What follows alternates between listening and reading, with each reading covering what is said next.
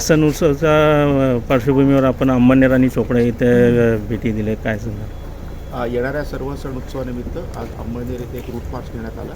तसंच चोपडा शहरामध्ये जे संवेदनशील ठिकाण आहेत, पती निमित्त असतील किंवा गणपती निमित्त असतील, त्याची पाहणी करण्यात आली. त्या अनुषंगाने बंदोबस्ताची आखणी करण्यात येते.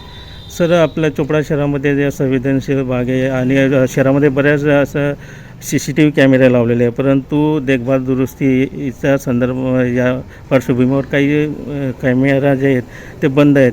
तर यासाठी काय आपण प्रयत्न करणार आहेत? याची 2 दिवसापूर्वीच मी एक बैठक घेतलेली आहे. ते सर्व कॅमेरे आम्ही चालू करणार आहोत आणि त्याचं ॲन्युअल मेंटेनन्स कॉन्ट्रॅक्ट पण लवकरच करत. सर, या मुस्लिम दरम्यानचा आता सण आहे, या निमित्त आपण नागरिकांना काय आवाहन करू इच्छिता?